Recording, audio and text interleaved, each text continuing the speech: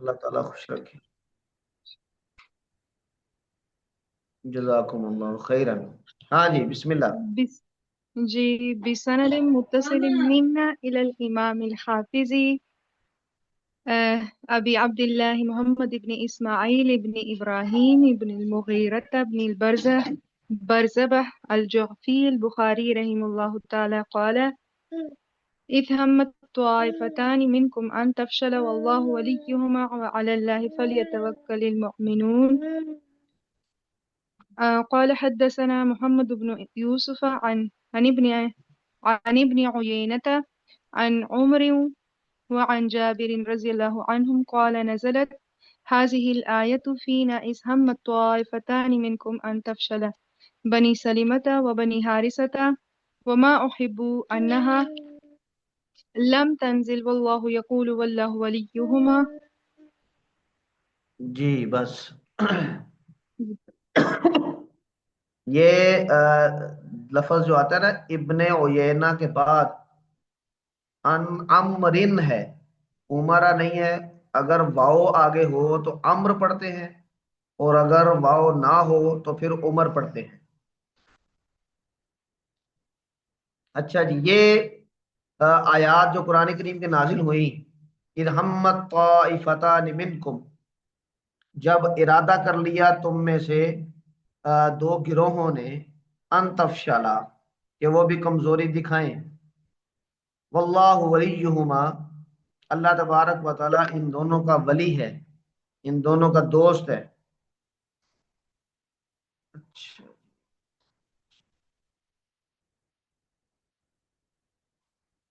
اچھا. اور آگے اللہ تعالیٰ نے فرمایا وعلی اللہ، اللہ ہی پر فلیتوکل المؤمنون، مومنوں کو توکل کرنا چاہیے. تو یہاں پر طائفتانی سے کون مراد ہیں؟ یہ انصار کے دو قبیلے ہیں جن کا اس روایت میں تذکرہ آیا ہے، بنی سلمہ اور بنی حارثہ. کیونکہ یہ عبداللہ بن ابی کے ساتھ جو لوگ گئے تھے وہ مہاجر نہیں تھے، بلکہ وہ مدینے کے رہنے والے لوگ تھے. اور جب انہوں نے 300 لوگوں نے مسلمانوں کے لشکر کا ساتھ چھوڑ دیا، تو انصار کے یہ دو قبیلے بھی یہ سوچنے لگے، یا انہوں نے ارادہ کر لیا اس بات کا کہ ہمیں بھی چلے جانا چاہیے. پھر ان کو بات چیت گفتگو سے بات سمجھ میں آ گئی اور یہ نہ گئے، اور یا پھر ان کا صرف ارادہ ہوا تھا لیکن یہ ارادہ انہوں نے تبدیل کر دیا اور آپ صلی اللہ علیہ وسلم کا ساتھ نہ چھوڑا. تو اللہ تبارک و تعالیٰ ان کے بارے میں بتا رہے ہیں. اور جابر رضی اللہ تعالیٰ عنہ، کیونکہ یہ بھی انصار میں سے تھے، تو وہ کہتے ہیں کہ اللہ تبارک و تعالیٰ نے یہ آیات جو نازل کی، اس میں آیت کی ابتدا میں جو جملہ ارشاد فرمایا ہے اس میں ان قبیلوں کی مذمت ظاہر ہوتی ہے کہ انہوں نے بھی ارادہ کر لیا تھا کمزوری دکھانے کا. لیکن آگے اللہ نے واللہ ولیہما، یہ جو جملہ ارشاد فرمایا ہے، اس کی وجہ سے ان کی وہ کمزوری کا عیب گویا کہ اللہ تبارک و تعالیٰ نے معاف کر دیا اور ان کے دوست ہونے کا اعلان کیا. یہ ان کے لیے ایک اعزاز کی بات ہے. تو حضرت جابر رضی اللہ تعالیٰ عنہ اسی کے متعلق فرماتے ہیں کہ نازلت هذه الآیات فینا، یہ آیت ہمارے بارے میں نازل ہوئی. اذ ہمت طائفتان منکم ان تفشلا، بنی سلمہ و بنی حارثہ، ان دو قبیلوں کے بارے میں. اور وہ کہتے ہیں وما احب انہا لم تنزل، مجھے یہ پسند نہیں ہے کہ وہ نازل نہ ہوتی. واللہ یقول، اللہ تو کیوں، اب اس کی وجہ یہ بتا رہے ہیں کہ اللہ تبارک و تعالیٰ نے آخر میں یہ فرمایا واللہ ولیہما، اللہ ان دونوں کا دوست ہے. گویا کہ یہ ولی اللہ تبارک و تعالیٰ نے اپنی ولایت سے جو ان کو سرفراز کیا ہے، اس کی وجہ سے وہ کہہ رہے ہیں کہ ہمیں یہ پسند، مجھے یہ پسند نہیں ہے کہ یہ آیت نازل نہ ہوتی. نازل ہوئی، ہماری غلطی کا اظہار کر دیا گیا، اور پھر اللہ تبارک و تعالیٰ نے ولیہما کہہ کے اس کو معاف بھی کر دیا. تو ہم اس کو ولیہما کے لفظ کو اپنے لیے اعزاز سمجھتے ہیں. تو یہ اسی وقت کا واقعہ ہے جب عبداللہ بن ابی اپنے لوگوں کو لے کر تو الگ ہو گیا تھا. ہاں جی، اگلی حدیث پڑھیں جی. قال حدثنا قتيبة قال حدثنا سفيان قال أخبرنا عمرو وعن جابر قال قال لي رسول الله صلى الله عليه وسلم هل نكحت يا جابر؟ قلت نعم. قال ماذا أبكرا أم طيبا؟ قلت ابکرن، لا. یہ لفظ ہے ابکرن ام سیبن. أبكرا أم سيبا؟ قلت لا جی بل سيبا. قال فهل جارية ألاعبك؟ قلت يا رسول الله إن أبي قتل يوم أحد وترك 9 بنات كن لي 9 أخوات فكرهت أن أجمع إليهن جارية حركاء مثلهن ولكن امرأة تمشطهن وتقوم عليهن. قال أصبت. جی. اگلی روایت بھی پڑھ لیں، یہ بھی اسی کے متعلق ہے. قال حدثني أحمد بن أبي سريج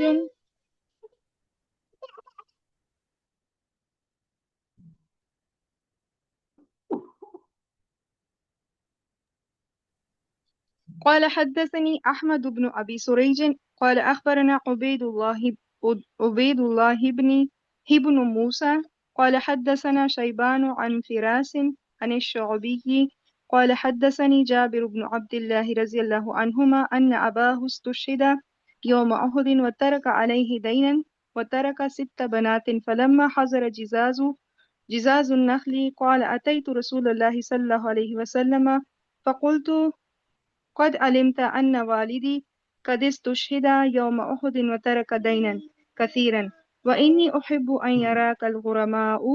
فقال اذهب فبيدر كل تمر على ناحية. ففعلت ثم دعوته فلما نظروا إليه كأنهم أغروا بي تلك الساعة فلما رأى ما يصنعون أطاف حول أعظمها بيدرا 3 مرات ثم جلس عليه ثم قال اعظامی ادعوني. ہا. أعزامها جی. بيدرا ہم. 3 مرات ثم جلس عليه ثم قال ادع لي أصحابك.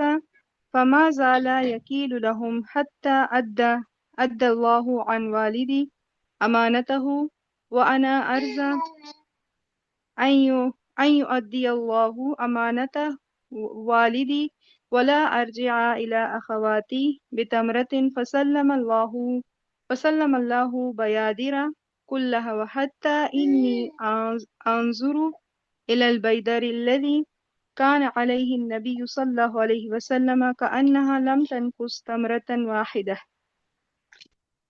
جی ماشاءاللہ. اچھا جی، یہ دونوں روایات ہیں حضرت جابر رضی اللہ تعالیٰ عنہ کے حوالے سے. حضرت جابر کے والد صاحب جابر بن عبداللہ یعنی عبداللہ، یہ غزوہ احد میں شہید ہو گئے تھے، اور ان کی 9 یا 6 بیٹیاں تھیں. تو ایک روایت میں 7 بھی آتی ہیں، تو یعنی 6 سے 9 کے درمیان ان کی بیٹیاں تھیں. اور جابر رضی اللہ تعالیٰ عنہ اکیلے بھائی تھے. ان پر یہ ساری فیملی کا جو معاشی بوجھ ہے یہ ان پر آیا. اور اب عبداللہ ان کا یعنی معاملات تھے لین دین کے، اور کافی قرض تھا ان پہ. تو حضرت جابر رضی اللہ تعالیٰ عنہ کی آپ صلی اللہ علیہ وسلم بہت زیادہ خبر گیری فرمایا کرتے تھے. آپ صلی اللہ علیہ وسلم ان کے گھر آیا جایا کرتے تھے اور مختلف حوالے سے ان کی مدد کیا کرتے. ایک واقعہ پہلے بھی شاید گزرا ہے کہ آپ صلی اللہ علیہ وسلم ایک مہم سے واپس آ رہے تھے کہ حضرت جابر کے بعد ایک گھوڑا تھا. آپ صلی اللہ علیہ وسلم نے ان کو کہا کہ یہ گھوڑا بیچو گے؟ انہوں نے کہا کہ یا رسول اللہ یہ آپ ایسے ہی لے لیں. تو آپ صلی اللہ علیہ وسلم نے فرمایا کہ نہیں، میں تو ریٹ بتاؤ، میں تم سے خریدوں گا. تو وہ ریٹ طے ہوا، آپ صلی اللہ علیہ وسلم نے ریٹ طے کر لیا، اور پھر ان کو کہا چلو مدینہ منورہ میں جا کے تو یہ میرے حوالے کر دینا.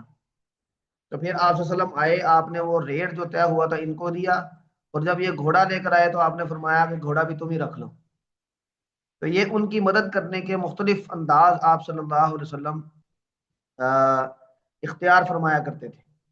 حضرت جابر کا آپ صلی اللہ علیہ وسلم کے ساتھ بڑا گہرا تعلق بھی تھا۔ تو یہ جو واقعہ پہلی روایت میں ہے، یہ بھی ایک جنگ سے، ایک مہم سے واپسی کا ہے۔ یہاں پر مختصر روایت ہے، تو اس میں تذکرہ یہ ہے کہ حضرت جابر رضی اللہ تعالیٰ عنہ آپ صلی اللہ علیہ وسلم کی سواری کے قریب اپنی سواری لے کر آئے واپسی پر، اور حضرت جابر نے آپ صلی اللہ علیہ وسلم سے اجازت طلب کی کہ اللہ کے رسول، اگر آپ اجازت دیں تو میں ذرا جلدی نہ چلا جاؤں، یعنی ذرا زیادہ تیز رفتاری سے سواری بھگا کے۔ تو آپ صلی اللہ علیہ وسلم نے فرمایا، پوچھا کہ کیوں؟ نے کہا کہ یا رسول اللہ، میں جب اس مہم میں چلا تھا تو میری نئی نئی شادی ہوئی تھی۔ اب آپ نے ان سے پوچھا کہ کیا آپ نے شادی کر لی؟ یہ جو ابھی آگے یہ اسی وقت کا مکالمہ ہے آپ صلی اللہ علیہ وسلم کے حضرت جابر کا۔ حضرت جابر نے اس وقت پھر یہ باتیں بتائیں۔ تو آپ صلی اللہ علیہ وسلم نے کچھ اور بھی الفاظ اس میں جو دیگر روایات میں آتے ہیں وہ بھی یعنی ارشاد فرمائے خوش طبعی کے طور پہ، لیکن یہاں پہ یہ مختصر روایت ہے۔ تو اس کا ترجمہ دیکھیں، حضرت جابر خود بیان کرتے ہیں، قالا، وہ کہتے ہیں قال علی رسول اللہ صلی اللہ علیہ وسلم، مجھے اللہ کے رسول صلی اللہ علیہ وسلم نے فرمایا، النکحت یا جابر، اے جابر کیا آپ نے نکاح کر لیا؟ اب جب حضرت جابر نے آپ صلی اللہ علیہ وسلم کو یہ اطلاع دی کہ ہاں میں نے نکاح کر لیا ہے، تو اب آپ کا اتنا گہرا تعلق ہے، آپ کا آنا جانا ہے گھر میں، لیکن انہوں نے نکاح میں آپ صلی اللہ علیہ وسلم کو بلایا بھی نہیں اور بتایا بھی نہیں۔ تو ہمارے استاد یہ فرمایا کرتے تھے کہ اگر ہماری طرح کا کوئی ہوتا تو وہ کہتے اچھا تم نے مجھے شادی میں نہیں بلایا تو میرا تمہارا بولنا بول چال بند ہے۔ حالانکہ یہ اسی مدینہ منورہ میں رہنے والے ہیں اور آپ کے ساتھ اتنا گہرا تعلق ہے، لیکن آپ کو نہیں بتایا۔ تو حل نکاح تھا یا جابر، اے جابر آپ نے نکاح کر لیا؟ قل، تو میں نے کہا نعم، جی کر لیا۔ آپ نے فرمایا ماذا ابکرن ام سیبن، کیا ہماری خاتون سے کیا ہے یا پہلے سے جو طلاق یافتہ یا بیوہ ہیں سیبہ ہیں ان سے کیا ہے، یعنی بڑی عمر کی خاتون سے کی ہے؟ تو حضرت جابر کہتے ہیں لا بل سیبن، اللہ کے رسول کماری خاتون سے نہیں کیا بلکہ جو بڑی عمر کی، کچھ قدرے بڑی عمر کی خاتون ہے ان سے کیا۔ تو آپ نے پھر ان سے یہ فرمایا فحلا جاریتن، کسی کم عمر لڑکی سے کیوں نہیں کیا؟ تو لاعبو کا، آپ وہ آپ سے کھیلتی، یعنی آپ کے درمیان دل لگی ہوتی۔ اور دوسری روایت میں یہ تلاعبو کا و تلاعبوہا، یہ الفاظ بھی ہیں کہ وہ آپ سے کھیلتی آپ اس سے کھیلتے۔ تو جابر کہتے ہیں میں نے کہا یا رسول اللہ ان ابی قتل یوم احد، میرے والد صاحب یہ احد کے دن قتل کر دیے گئے تھے، وہ ترک تسع بنات، اور 9 بیٹیاں چھوڑ کر گئے، کنہ لی تسع اخوات، وہ میرے لیے 9 بہنیں ہیں۔ تو میں نے اس بات کو ناپسند کیا، فکرہت، میں نے اس بات کو ناپسند کیا، ان اجمع الیہن جاریتن، کہ ان کے ساتھ کسی ایسی 9 عمر لڑکی کو جمع کر دوں، خرقاء جو لاپرواہ ہو۔ ظاہری بات ہے کہ چھوٹی عمر ہوگی، وہ اس طرح کی گھر کی ذمہ داری اٹھانے یعنی وہ نہیں اٹھائیں گی۔ تو مثلہ ہننا، انہی جیسی چھوٹی عمر کی لڑکی ہو تو پھر گھر کے معاملات کو کیسے چلائیں گے؟ ولیکن امراتن، وہ کہتے ہیں لیکن میں نے یہ ارادہ کیا کہ ایسی خاتون ہو تمشی تو ہننا، جو ان کی دیکھ بھال کریں۔ تمشی تو یہ مشت کا مطلب ہوتا ہے کہ بالوں میں کنگھی کرنا، تو یعنی ان کے جو یعنی رہن سہن کے معاملات ہیں ان کو سمجھے، ان کو دیکھے۔ وتقوم علیہن، اور ان کی دیکھ بھال میں تقوم علیہ، قام علیہ کا مطلب ہوتا ہے کسی کی دیکھ بھال کرنا، تو وہ ان کی دیکھ بھال بھی کرے۔ تو آپ صلی اللہ علیہ وسلم نے پھر فرمایا اسبتا، آپ نے اچھا اقدام کیا اور آپ نے درست فیصلہ کیا۔ تو یہ حضرت جابر رضی اللہ تعالیٰ عنہ کا واقعہ ہے، اور اس میں ان ابی قتل یوم احد، یہ جو جملہ ہے اس کی وجہ سے حضرت امام بخاری اس کو یہاں پر لے کر آئے ہیں۔ اگلا واقعہ بھی انہی کا ہے، ان کے والد صاحب کے قرض اتارنے کا واقعہ۔ تو حضرت جابر بن عبداللہ یہ فرماتے ہیں کہ ان اباہو حدثنی جابر بن عبداللہ، یعنی امام شاہ بھی کہتے ہیں کہ انہوں نے کہا کہ ان کے والد صاحب استشہد یوم احد، احد کے دن یہ شہید ہو گئے، وترک علیہ دینن، اور اپنے اوپر ایک بڑا قرضہ چھوڑ کر گئے، وترک ست بنات، اور 6 بیٹیاں چھوڑ کر گئے۔ گویا کہ ایک طرف قرضے کا بوجھ ہے اور دوسری طرف یہ بہنیں ہیں جو حضرت عابر رضی اللہ تعالیٰ عنہ کی ذمہ داری میں آئیں۔ فلما حضر جزاد النخل، جب کھجوروں کو توڑنے کا اتارنے کا وقت آیا، جزاز کا مطلب ہوتا ہے کھجور کو توڑنا، قالا وہ کہتے ہیں کہ اتیت رسول اللہ صلی اللہ علیہ وسلم فقلت، میں رسول اللہ صلی اللہ علیہ وسلم کے پاس آیا اور درخواست کی، قد علمت ان والدی قد استشہد، کہ آپ جانتے ہیں کہ ہمارے والد صاحب احد کے دن یہ شہید ہو گئے تھے اور انہوں نے بہت بڑا قرضہ چھوڑا ہے، وانی احب ان یراک الغرباء، اور میری یہ چاہت ہے کہ غرماء جو قرض خواہ لوگ ہیں وہ آپ کو دیکھیں، یعنی آپ آئیں اور آپ ان کے ساتھ یہ معاملہ کریں، اور آپ کو دیکھ کر، یعنی مقصد یہ تھا کہ آپ کو دیکھ کر ہو سکتا ہے کہ وہ کچھ نرمی کریں اور کچھ قرض کو وہ ویسے چھوڑنے کا کوئی وسیلہ بنے۔ تو آپ صلی اللہ علیہ وسلم نے ان کو کہا اذهب فبیدر کل تمر علی ناحیۃ، جاؤ اور ہر کھجور کا الگ ڈھیر لگاؤ، علی ناحیۃ یعنی کسی سائڈ پہ، یعنی کھجوروں کو مکس نہ کرو، جو کھجور جس طرح کی ہے اس کی ایک ہی نسل کی کھجور کی الگ الگ ڈھیر لگاؤ۔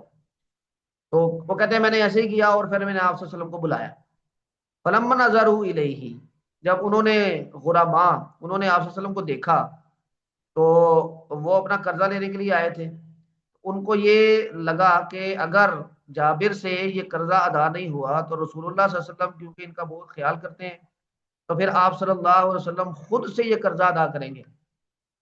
تو کانہم اغروبی تلک الساعہ، اغروبی کا مطلب ہے کہ وہ اوپر چڑھ گئے، وہ اور زیادہ مطالبہ کرنے لگے، وہ بھرے ہوئے تھے، وہ بھر گئے، تلک الساعہ ان کے قرضے کے مطالبے میں شدت آ گئی،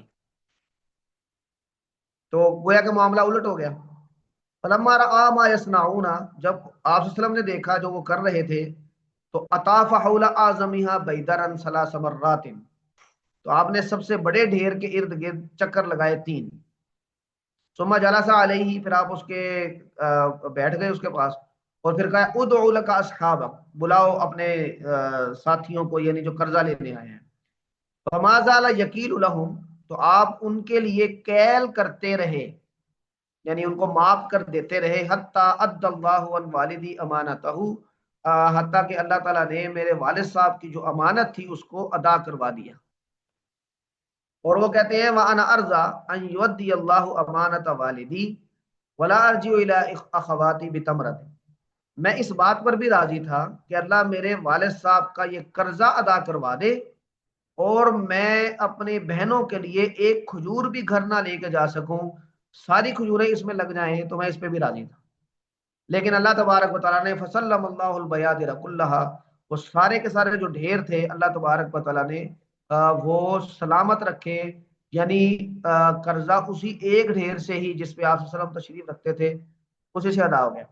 حتیٰ انی انظر الی البیدر الذی کان علیہ النبی، حتیٰ کہ وہ یہ بھی کہتے ہیں کہ میں دیکھ رہا تھا اس ڈھیر کو جس میں نبی کریم صلی اللہ علیہ وسلم بیٹھے تھے، کانہا لم تنقص تمرۃ واحدۃ، گویا کہ اس میں سے ایک کھجور بھی کم نہیں ہوئی، تو گویا کہ یہ آپ صلی اللہ علیہ وسلم کا معجزہ تھا کہ اللہ تبارک و تعالیٰ نے قرض بھی ادا کروا دیا اور جو حضرت جابر کی کھجوروں میں سے کوئی کھجور بھی کم نہیں ہوئی۔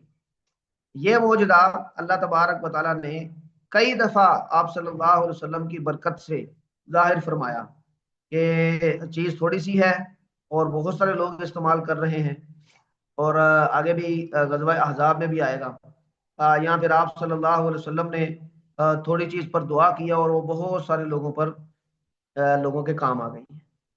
یہ جابر رضی اللہ تعالیٰ عنہ کے والد صاحب کا قرضہ جو کہ غزوہ احد میں شہید ہوئے تھے، اس کی مناسبت سے یہ 2 روایات تھیں، حضرت امام بخاری نے یہاں پر ان کا تذکرہ کیا ہے۔ اس حوالے سے کسی کے ذہن میں کوئی بات ہو تو فرمائیں۔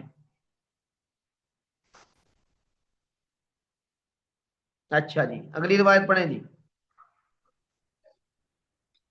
قال حدثنا عزيز بن عبد الله قال حدثنا إبراهيم بن سعد عن أبيه عن جده عن سعد بن أبي وقاص رضي الله عنهم قال رأيت رسول الله صلى الله عليه وسلم يوم أحد ومعه رجلان يقاتلان عنه عليهما ثياب بيض كأشد القتال ما رأيتهما قبل ولا بعد.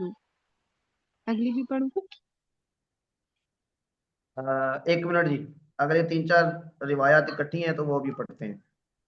آپ صلی اللہ علیہ وسلم کے لیے اللہ تبارک و تعالیٰ نے غزوہ بدر میں فرشتوں کی مدد اتاری، اس کا قرآن کریم میں تذکرہ ہے۔ اور یہ پیچھے روایات غزوہ احد کی گزری ہیں، تو اس میں غزوہ بدر میں بھی جبرائیل اور میکائیل کے آنے کا تذکرہ ہے۔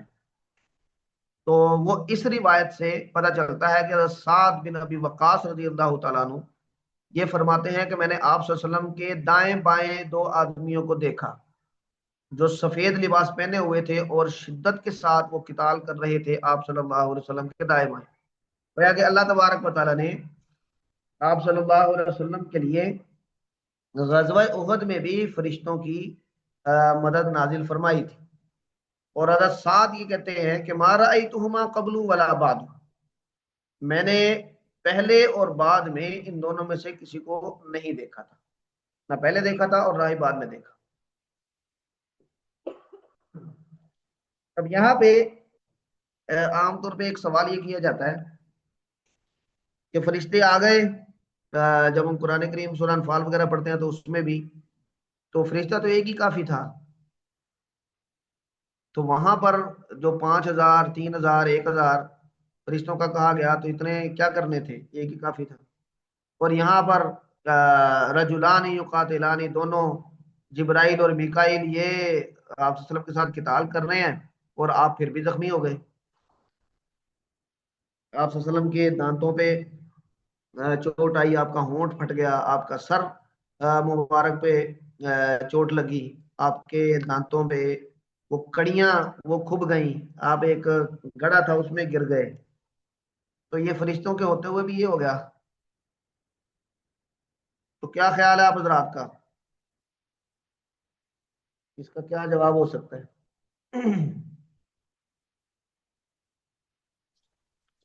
اس میں سر آپ صلی اللہ علیہ وسلم کی اطاعت سکھانا مقصود تھا۔ فرشتوں کو کہ صحابہ کرام کو؟ صحابہ کرام۔ اچھا، اور فرشتوں کا آنا جو ہے وہ سپورٹ کے لیے تھا کہ مینٹلی جو ہے وہ صحابہ جو ہیں وہ ثابت قدم رہیں کہ ہم اکیلے نہیں ہیں۔ اب وہ تو جنگ بدر میں تھا کیونکہ اس وقت تعداد کم تھی، اور اچانک آپ صلی اللہ علیہ وسلم نے بڑی دعائیں بھی کی تھیں اس وقت، ساری رات دعا کرتے رہے، تو پھر اللہ نے کے طور پہ یہ آیات نازل کی۔ جی سر آپ تو بتا یہاں دیں۔ پہ جی محدثین یہی فرماتے ہیں کہ فرشتے آئے تو تھے، لیکن فرشتے اپنی وہ جو فرشتے والی صلاحیتیں ہیں فرشتوں والی، ان کا اظہار نہیں کرتے۔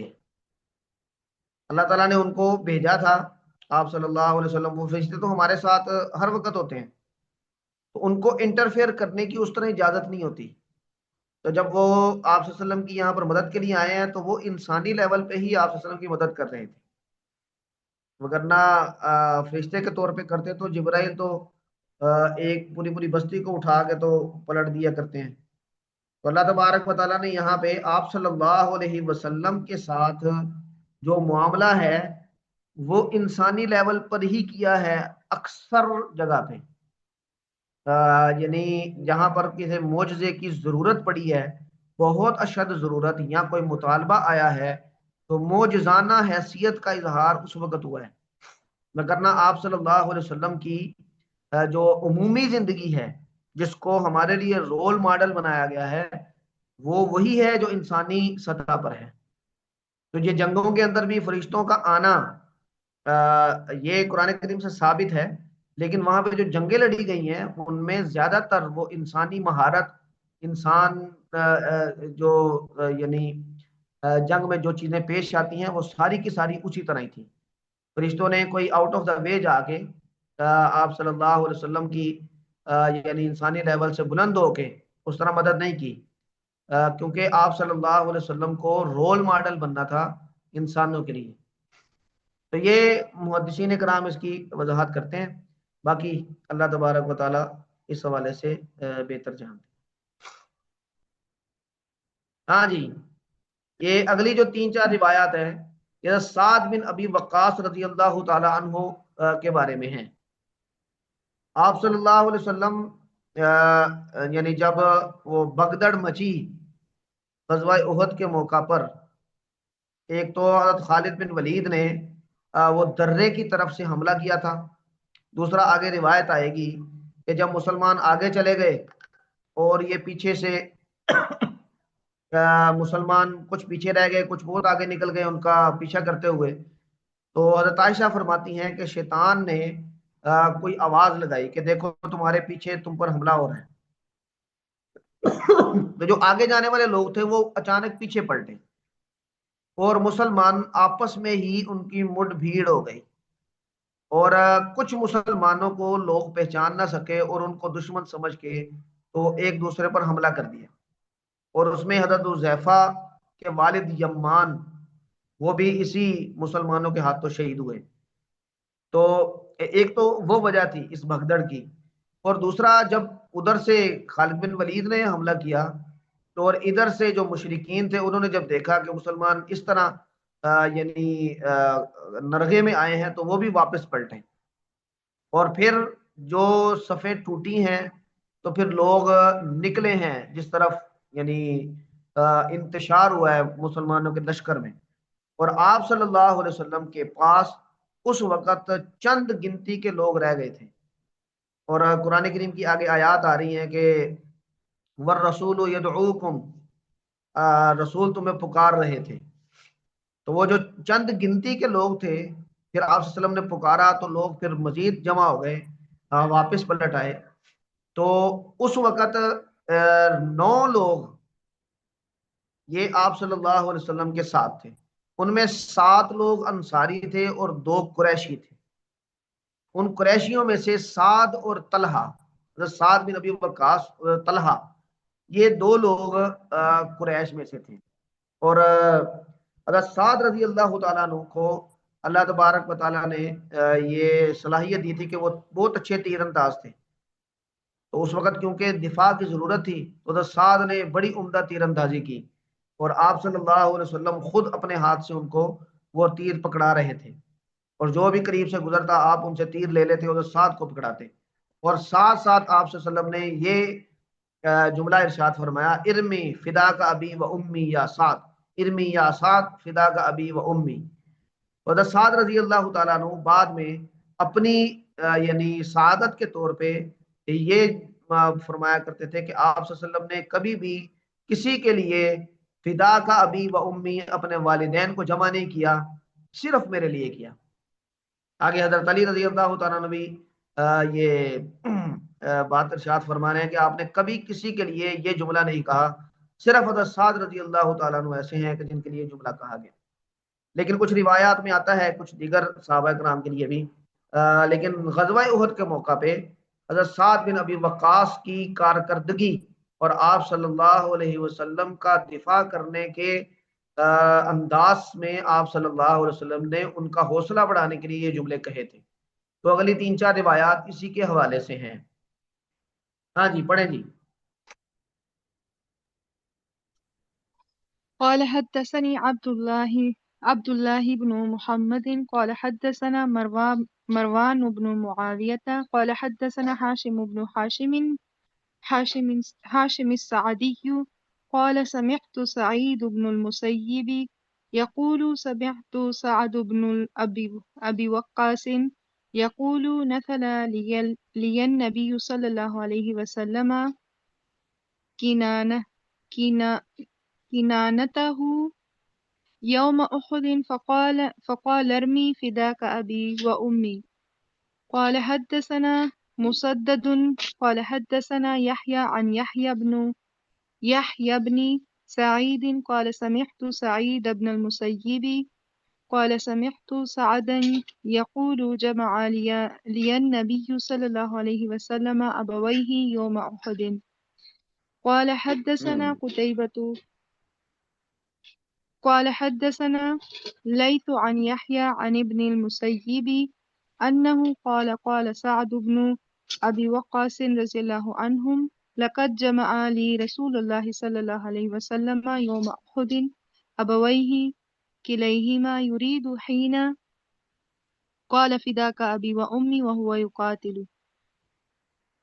جی اگلی روایت بھی پڑھیں. قال حدثنا أبو نعيم قال حدثنا مسعر عن سعد عن ابن شداد قال سمعت عليا رضي الله عنهم يقول ما سمعت النبي صلى الله عليه وسلم يجمع أبويه لأحد غير سعد. جی اگلی روایت بھی پڑھیں. قال حدثنا يسرة بن صفوان قال حدثنا إبراهيم عن أبيه عن عبد الله بن شداد عن علي رضي الله عنهم قال ما سمعت النبي صلى الله عليه وسلم جمع أبويه لأحد إلا لسعد بن مالك فإني سمعته يقول يوم أحد يا سعد ارمي فداك أبي وأمي. ہاں جی اگلی روایت بھی پڑھیں جی. یہ قال ساری انہی کے بارے حدثنا میں ہے. قال حدثنا موسى بن إسماعيل عن معتمر عن أبيه قال زعم أبو عثمان أنه لم يبقى مع النبي صلى الله عليه وسلم في بعد تلك الأيام التي يقاتل فيهن غير طلحة وسعد عن حديثهما. ہاں جی یہ جو اوپر والی روایات تو ساری اسی جملے کے بارے میں ہے. ارمی یا سعد ارمی فدا کا ابی و امی. اور یہ والی روایت یہ ابو عثمان کہتے ہیں کہ نبی کریم صلی اللہ علیہ وسلم کے ساتھ ان بعض ایام میں کہ جس میں آپ صلی اللہ علیہ وسلم قتال فرما رہے تھے تو آپ کے ساتھ کوئی باقی نہیں بچا سوائے طلحہ اور سعد کے. اب یہاں پر اسی واقعے کا ذکر ہے کہ جب آپ صلی اللہ علیہ وسلم پر حملہ ہوا تھا اور صحابہ منتشر تھے تو اس وقت صرف طلحہ اور سعد یہ آپ صلی اللہ علیہ وسلم کے ساتھ رہ گئے تھے. تو یہاں پر دو افراد کا ذکر ہے لیکن وہ دو افراد قریش میں سے جو انصاری صحابہ تھے وہ تھے آپ صلی اللہ علیہ وسلم کے ساتھ 6-7 لوگ تھے. 8 یا 9 لوگوں کا تذکرہ آتا ہے. تو حضرت طلحہ یہ آگے روایت آئے کہ طلحہ بن عبید اللہ کہ انہوں نے آپ صلی اللہ علیہ وسلم پر ہونے والے حملے کو اپنے ہاتھ سے روکا تھا. کچھ تلوار کا کچھ تیروں کو اپنے ہاتھ سے روکنے کی کوشش کی تھی جس سے ان کے ہاتھ کی انگلی کٹ گئی تھی اور ان کا ہاتھ شل ہو گیا تھا. یعنی اس کے بعد وہ اس ہاتھ سے اس طرح کام کرنے کے قابل نہیں رہے تھے. اور حضرت سعد رضی اللہ تعالیٰ عنہ کے بارے میں آپ صلی اللہ علیہ وسلم نے اوپر والی روایات میں یہ باتیں ارشاد فرما دی. تو اسی کا آگے تذکرہ آئے گا. حضرت طلحہ کا تذکرہ بھی آگے سعد کا تذکرہ آ گیا. اب حضرت طلحہ کا تذکرہ یہ اگلی 2-3 روایات میں آئے گا. ہاں جی پڑھیں جی. قال حدثنا عبد الله بن أبي الأسود قال حدثنا حاتم بن إسماعيل عن محمد بن يوسف قال سمعت صائب بن يزيد قال صاحبت عبد الرحمن بن عوف وطلحة بن عبيد الله والمقداد وسعدا رضي الله عنهم فما سمعت أحدا منهم يحدث عن النبي صلى الله عليه وسلم إلا أني سمعت طلحة يحدث عن يوم أحد. ہاں جی یہ صائب بن یزید یہ فرما رہے ہیں کہ میں ان 4 افراد کے ساتھ رہا صحبت اختیار کی، عبد الرحمن بن عوف کی، طلحہ بن عبیداللہ اور مقداد بن اسود اور سعد رضی اللہ تعالیٰ عنہ۔ اور یہ کہہ رہے ہیں فما سمعت احد منہم، میں نے ان میں سے کسی کو بھی نہیں سنا، یحدث عن النبی صلی اللہ علیہ وسلم، نبی کریم صلی اللہ علیہ وسلم کی طرف نسبت کر کے کوئی حدیث بیان کرتے، الا انی سمعت طلحہ، ہاں میں نے طلحہ کو سنا کہ وہ یحدث عن یوم احد، وہ احد کے یعنی جنگ کے بارے میں بیان کیا کرتے تھے۔ اب یہاں پر یہ جو جملہ ہے کہ فما سمعت احد منہم یحدث عن النبی صلی اللہ علیہ وسلم، کہ وہ نبی کریم صلی اللہ علیہ وسلم سے کی طرف نسبت کر کے کوئی حدیث بیان کرتے ہوئے میں نے ان کو نہیں سنا، تو یہ صائب بن یزید کی اپنی ان سے ملاقات کی حد تک تو ٹھیک ہو سکتا ہے کہ جتنا عرصہ یہ رہے اتنا عرصہ انہوں نے بیان نہیں کیا، لیکن ان سب حضرات کی احادیث یہ دیگر جگہوں پہ مروی ہیں، تو اس کا مطلب یہ نہیں ہے کہ وہ بیان ہی نہیں کرتے تھے۔ ہاں جس طرح صحابہ کرام کا ابتداء میں عمومی رویہ تھا کہ وہ آپ صلی اللہ علیہ وسلم کی طرف نسبت کر کے کوئی بھی بات بیان کرتے ہوئے بہت زیادہ احتیاط کیا کرتے تھے، اسی طرح کا رویہ ان حضرات کا تھا، لیکن ایسا نہیں تھا کہ انہوں نے حدیث روایت کرنا ہی سرے سے حدیث روایت ہی نہیں کی۔ یہ صائب بن یزید کی اپنی ملاقات کی حد تک تو ٹھیک ہو سکتا ہے، وگرنہ ان حضرات کی جو روایات ہیں وہ موجود ہیں مختلف واقعات کے حوالے سے اور مختلف کتب میں۔ اچھا، یہ اگلی روایت پڑھیں جی، اس میں ان کے ہاتھ کے شل ہونے کا تذکرہ ہے۔ قال حدثني عبد الله بن أبي شيبة قال حدثنا وكيع عن إسماعيل عن قيس قال رأيت يدا طلحة شلاء وقع بها النبي صلى الله عليه وسلم يوم أحد۔ وقع بها النبی صلی اللہ علیہ وسلم یوم احد، تو کیس کہتے ہیں کہ میں نے طلحہ کے ہاتھ کو شلاء، شل دیکھا، معذور، تو وہ کیوں تھا؟ انہوں نے احد کے دن نبی کریم صلی اللہ علیہ وسلم کا دفاع کیا تھا اس کے ذریعے، وقع انہوں نے دفاع کیا تھا، بچایا تھا نبی کریم صلی اللہ علیہ وسلم کو اس ہاتھ کے ذریعے، تو اس وجہ سے اس زخمی ہونے کی وجہ سے ان کے جسم پر ایک جگہ پہ آتا ہے کہ ان کے جسم پر 30 سے زائد زخم کے نشان تھے، تو یہ بڑی ثابت قدمی کے ساتھ آپ صلی اللہ علیہ وسلم کے ساتھ رہے، اور قرآن کریم نے صحابہ کرام کے وہاں سے منتشر ہونے کے واقعے کو آگے آ رہی ہیں آیات اس میں بیان کیا ہے، اور جو کبیرہ گناہوں والی روایت ہے جس میں آپ صلی اللہ علیہ وسلم نے کبیرہ گناہ گنوائے ہیں، ان میں ایک گناہ الفرار عن الزحف، میدان جنگ سے بھاگ جانا، اور یہاں پر بڑے بڑے صحابہ کرام کا تذکرہ آئے گا، حضرت عثمان کا بھی تذکرہ آئے گا آگے، کہ وہ جب یہ گمسان کرن پڑا تھا اور یہ انتشار کا موقع آیا تھا اور مسلمان دونوں طرف سے گھر گئے تھے اور 70 مسلمان بڑے بڑے وہ شہید ہو گئے، تو پھر بہت سارے لوگ وہ مدینہ منورہ کی طرف گویا کہ چلے گئے تھے میدان جنگ چھوڑ کے، لیکن اللہ تبارک و تعالیٰ نے ان کی یہ کوتاہی معاف کی، قرآن کریم میں اس کا اللہ نے اعلان کیا، اس کا آگے تذکرہ آئے گا۔ اچھا، یہ ابو طلحہ کی روایت، ابو طلحہ کا واقعہ ہے، حضرت انس بن مالک رضی اللہ تعالیٰ عنہ اس کو روایت کر رہے ہیں کہ ابو طلحہ نے آپ صلی اللہ علیہ وسلم کا کیسے دفاع کیا۔ ابو طلحہ انس بن مالک کے سوتیلے والد ہیں، انس بن مالک کی والدہ ام سلیم، ان کی شادی ہوئی تھی ابو طلحہ کے ساتھ، تو اوپر طلحہ بن عبید اللہ کا تذکرہ تھا، اور یہ ابو طلحہ ہیں جن کا بھی تذکرہ آئے گا، یہ حضرت انس کے سوتیلے والد اور ام سلیم کے شوہر ہیں، تو حضرت انس رضی اللہ تعالیٰ عنہ ان کا واقعہ یہ بیان کریں گے کہ انہوں نے کیسے آپ صلی اللہ علیہ وسلم کا دفاع کیا۔ یہ بہت اچھے تیر انداز تھے، اور تیر اندازی میں ایک تو جلدی تیر پھینکنا یہ مہارت ہوتی ہے، دوسرا ذرا کمان کو کھینچ کے دور تک تیر پھینکنا یہ بھی ایک مہارت ہے. تو ابو طلحہ دور تک تیر پھینکنے میں کافی ماہر تھے، تو ان کا تذکرہ کریں گے. ہاں جی بڑے جی.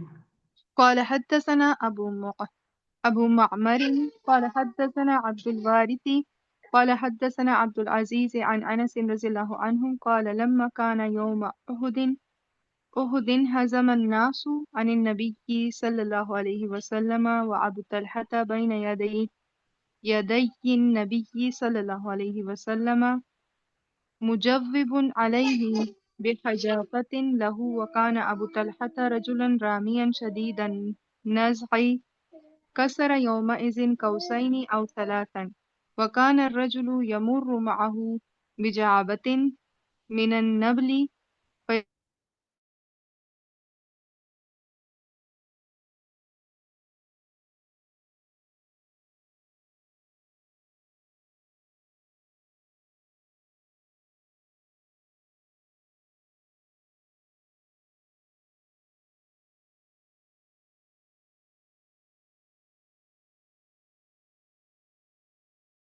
آگے جي فيقول انثرها لأبي طلحة قال ويشرف النبي صلى الله عليه وسلم ينظر إلى القوم فيقول أبو طلحة بأبي أنت وأمي لا تشرف يصيبك سهم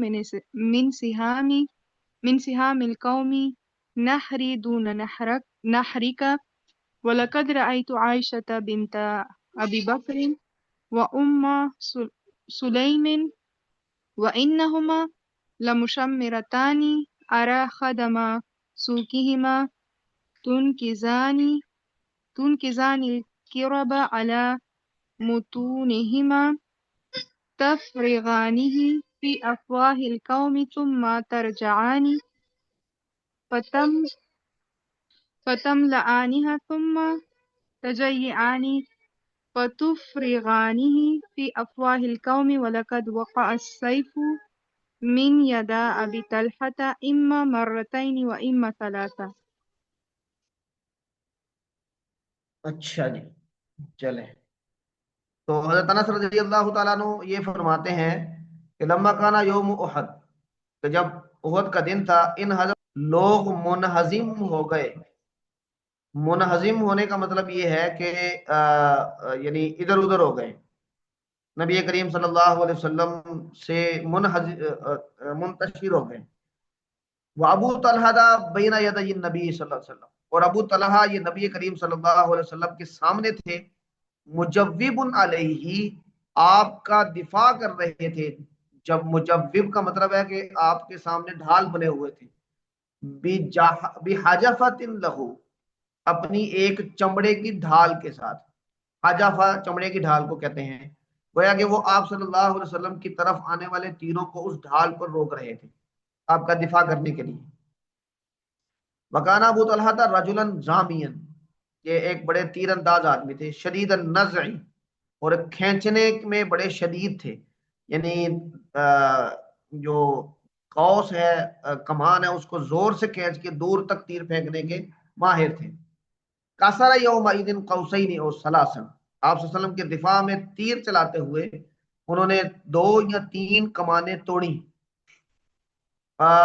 اور جب کبھی کان الرجل یمر معہ، جب ان کے پاس سے کوئی آدمی گزرتا، بجعبۃ من النبل، ایک تیروں کا وہ ترکش لے کر، فیقول، تو وہ کہتے یا آپ صلی اللہ علیہ وسلم فرمایا کرتے، آپ صلی اللہ علیہ وسلم فرماتے انصرها لأبی طلحہ، اس کو یہیں پہ چھوڑ دو، یہیں پہ گرا دو ابو طلحہ کے لیے.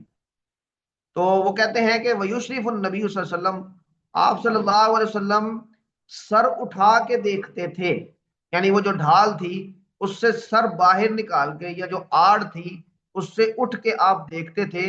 ینظر الی القوم، جو دشمن تھا اس کی طرف.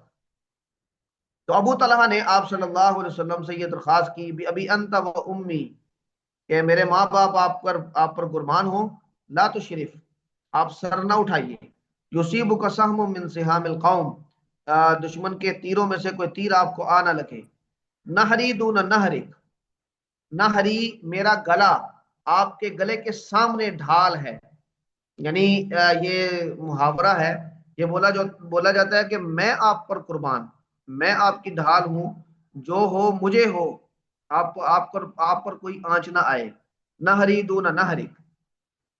تو حضرت انس کہتے ہیں میں نے حضرت عائشہ بنت ابی بکر اور ام سلیم یعنی جو ان کی والدہ تھی ان کو دیکھا.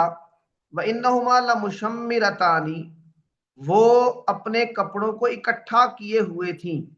یعنی جیسے کسی کام کے وقت خواتین اپنے کپڑے اکٹھے کر لیتی ہیں، اس طرح اپنے جو یعنی ان کا شلوار وغیرہ تھی اس کو اوپر یعنی اٹھائے ہوئے تھی.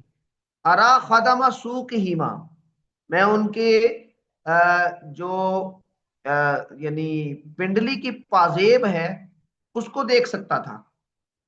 اب کام کے وقت وہ کر کیا رہی تھی؟ تنقضان القرابہ علی متونہما، وہ مشکیزیں بھر کے لاتی اپنی کمر پر اٹھا کے. تفرغانی فی افواہ القوم، جو وہاں پر صحابہ کرام لڑ رہے تھے اور زخمی تھے، ان کے منہ میں وہ پانی یعنی خالی کر کے مشکیزوں کو ان میں ان کو پانی پلا کے.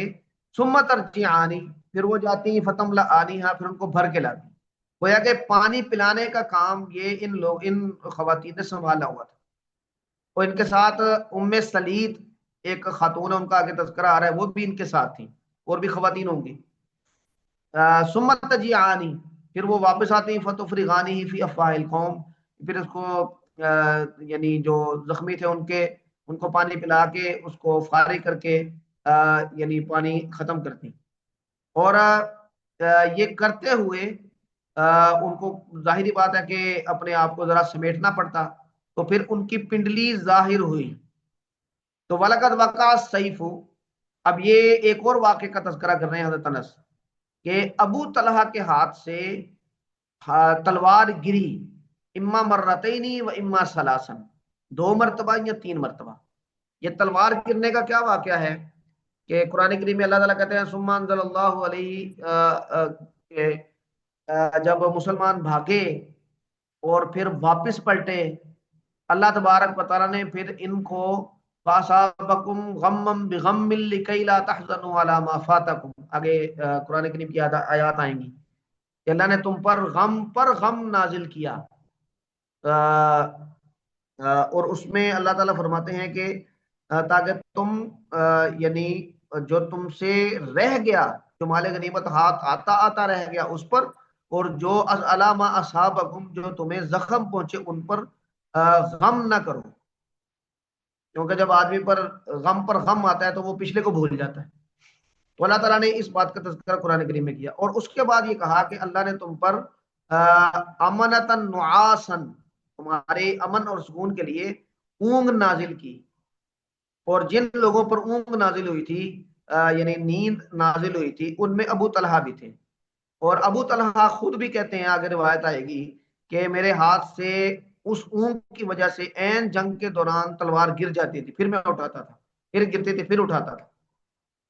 تو اس سے محدثین فرماتے ہیں کہ اگر جنگ کے حالت میں آدمی پر اس طرح کا سکون نازل ہو کہ اس کو نیند آ جائے، تو یہ اللہ تبارک و تعالیٰ کی طرف سے مدد کی علامت ہوتی ہے کہ اللہ تبارک و تعالیٰ مجاہدین کی اس حالت میں مدد فرمائیں گے. تو یہ جو اما مرتین و اما ثلاثا وقع السیف، ابو طلحہ کے ہاتھ سے تلوار کے گرنے کا تذکرہ ہے، یہ اس واقعے کی طرف اشارہ ہے جب اللہ تبارک و تعالیٰ نے مسلمانوں پر اونگ نازل فرمائی تھی. تو یہاں پہ گویا کہ حضرت انس رضی اللہ تعالیٰ عنہ نے 3 چیزوں کا تذکرہ کر دیا. ایک ابو طلحہ کا رسول اللہ صلی اللہ علیہ وسلم کا دفاع کرنا اور اس میں اپنی کمانیں توڑنا.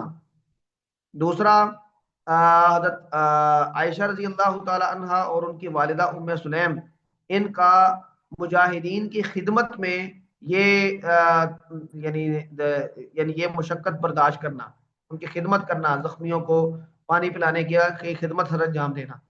اور تیسرا ابو طلحہ کے ہاتھ سے تلواروں کا گرنا، اللہ تبارک و تعالیٰ کے صحابہ کرام پر اونگ نازل کرنے کے یعنی کے نتیجے میں.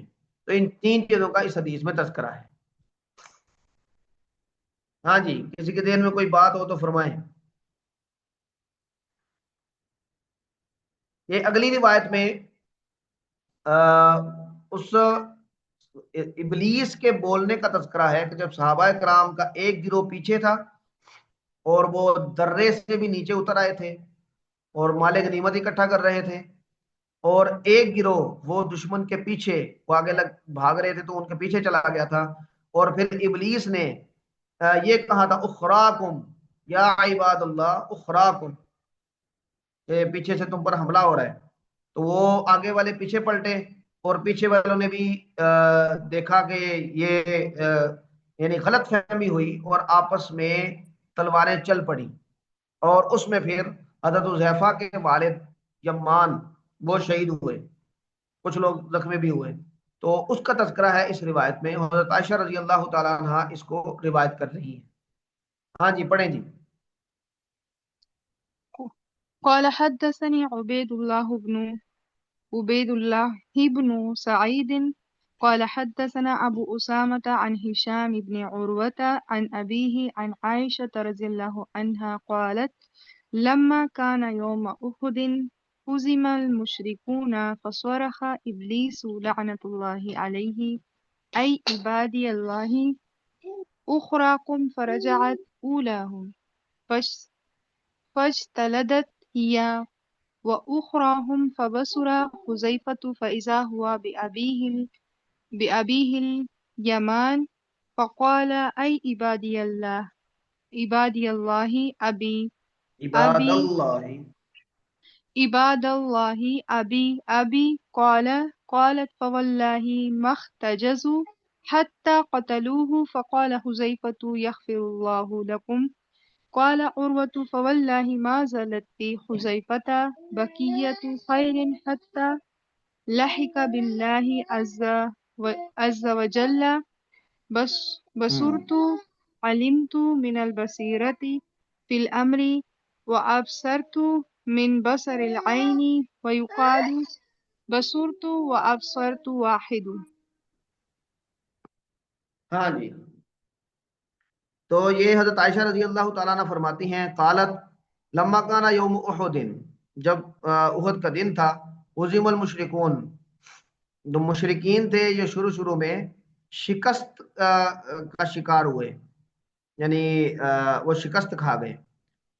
فصرخ ابلیس، ابلیس نے چیخ کر کہا لعنت اللہ علیہ، اس پر اللہ کی لعنت ہو، اے عباد اللہ اخراکم، اے اللہ کے بندو ذرا پیچھے دیکھو، جو تمہارے پیچھے لوگ رہ گئے۔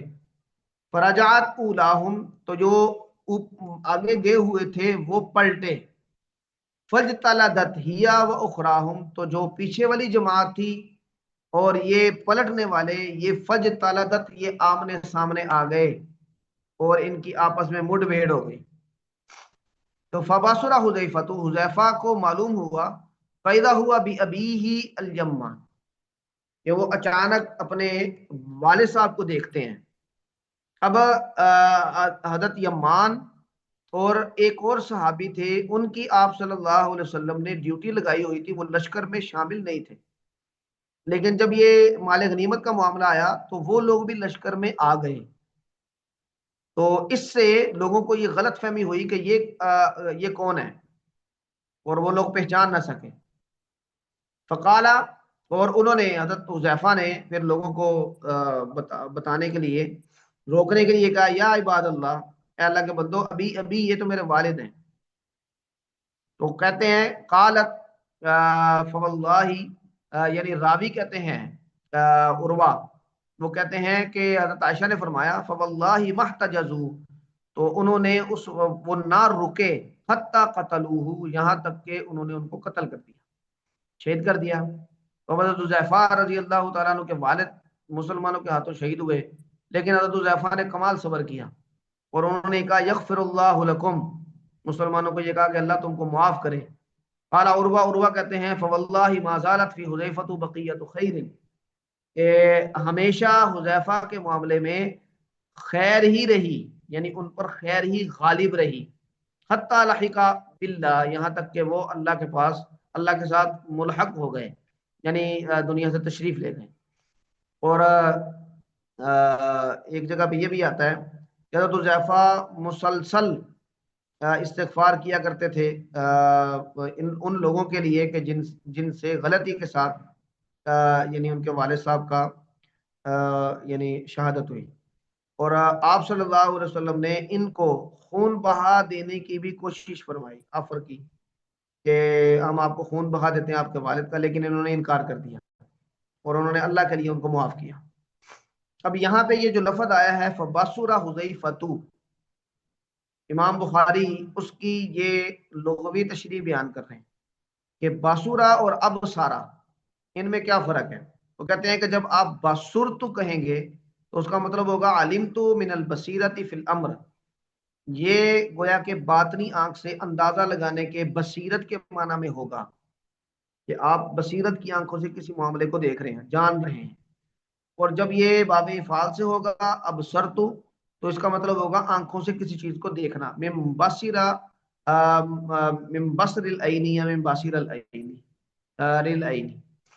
اور کچھ لوگوں نے کہا کہ بصرت ابصرت واحد، یعنی ان دونوں کا معنی ایک ہی ہے، یہ دو الگ الگ معنی میں نہیں ہے۔ ہاں جی حضرات علماء کرام، یہ ہم نے باب مکمل کیا، اور یہ اگلا جو باب ہے جس میں قرآن کریم کی آیات کا تذکرہ ہے، یہ آگے 3 ابواب ہیں، اور غزوہ احد کے بارے میں قرآن کریم میں اللہ تبارک و تعالیٰ نے جو واقعہ جو نقشہ کھینچا ہے یہ ان کا تذکرہ ہے 3-4 آگے ابواب میں۔ تو ہم انشاءاللہ العزیز کل یہاں سے آغاز کریں گے باب نمبر 19 سے انشاءاللہ۔ تو آج کے لیے اتنا کافی ہے، آپ بریک کر لیں، 9:05 پہ انشاءاللہ مولانا سمیع اللہ سعدی صاحب تشریف لائیں گے۔ اگر اس حوالے سے جو آج ہم نے پڑھا ہے کوئی سوال ہو تو فرمائیں۔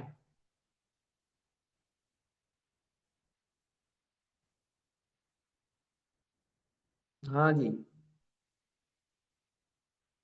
چلیں ٹھیک ہے انشاءاللہ العزیز، کل ہم یہاں سے آگے آغاز کریں گے۔ اللہ تبارک و تعالیٰ خوش